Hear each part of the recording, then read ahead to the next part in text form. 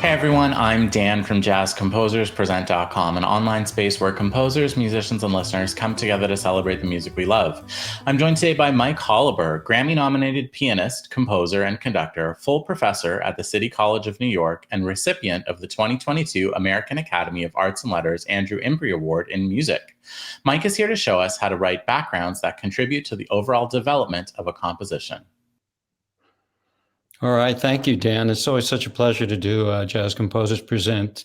Such a great organization. I love being associated with it. Today, I want to talk a little bit about some background strategies, writing for jazz orchestra.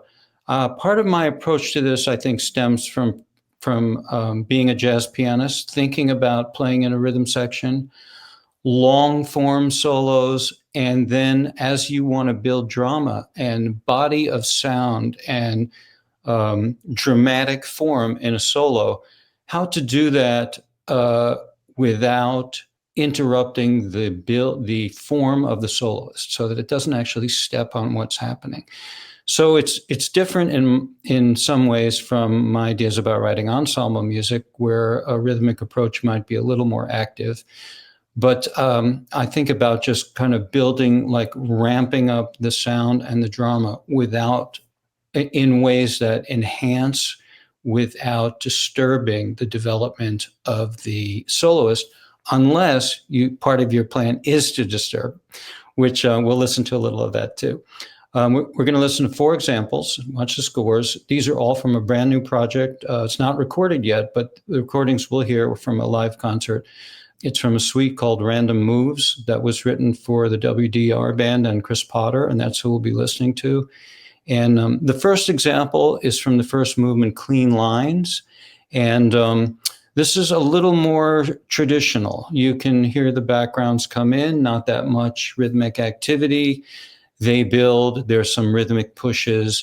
And keep in mind that in all of these, the solos have all been going on for a while, and that's part of the plan and part of the design. Eventually, this happens. Let's listen to that first example.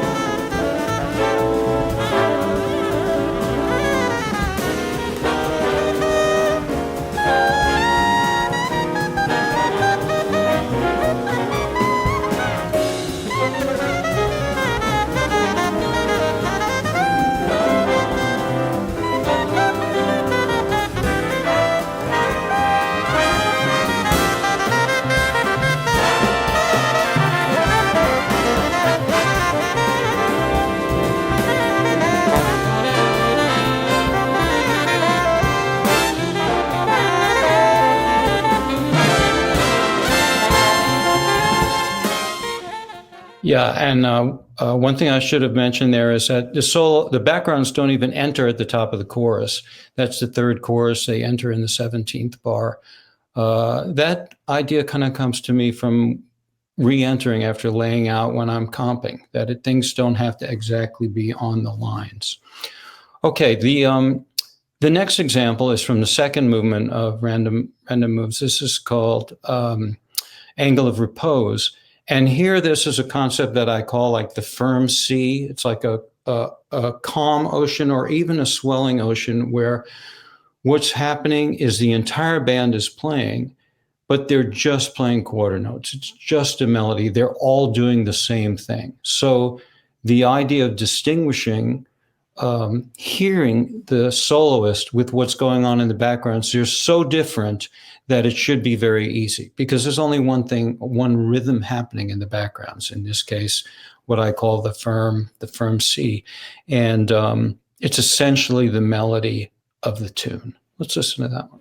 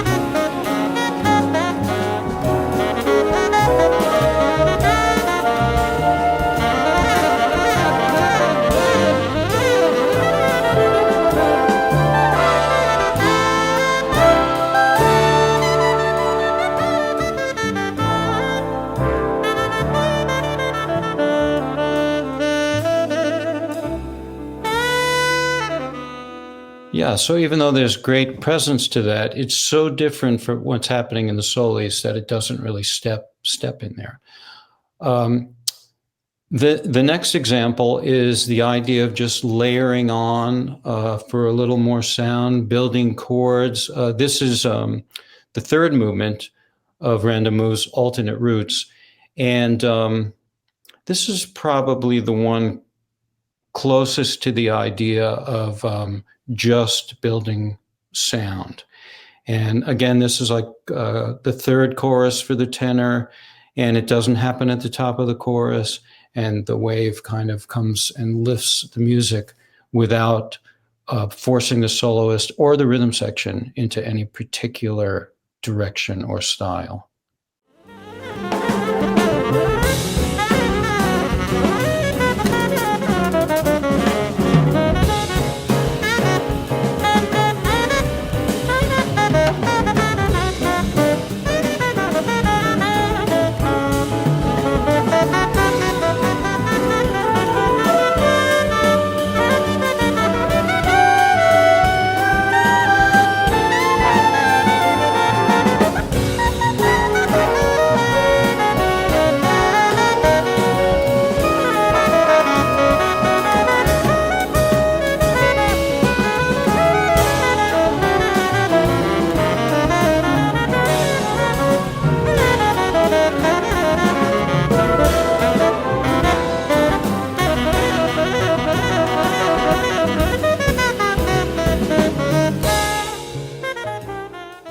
And then one more example, and this here the band does interrupt the soloist, and that's the plan.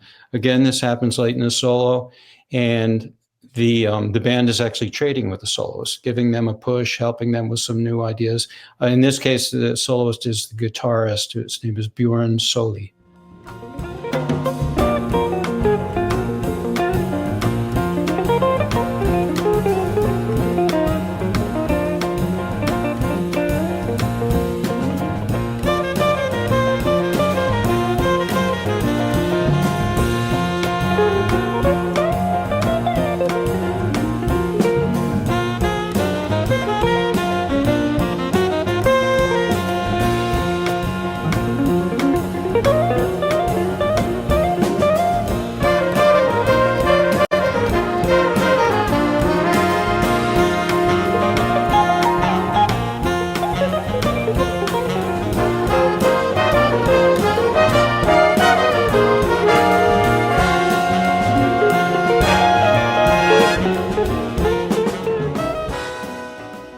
The guitar solo sound is so good.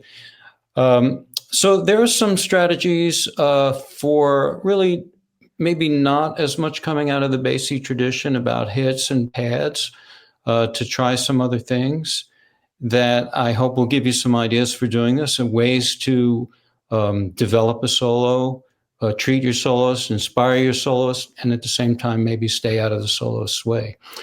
JCP will put up a link to the entire concert if you want to view this. It's up on the WDR YouTube page, so you can view this if you like. So I hope you got something from this and try some of these strategies, and happy background writing. Thanks for watching today's mini lesson. Be sure to like, share, and subscribe. Drop any questions, comments, or suggestions for future videos down below. To watch our full-length events and participate in live Q&As with our presenting artists, head to jazzcomposerspresent.com. Thanks, and we'll see you next time.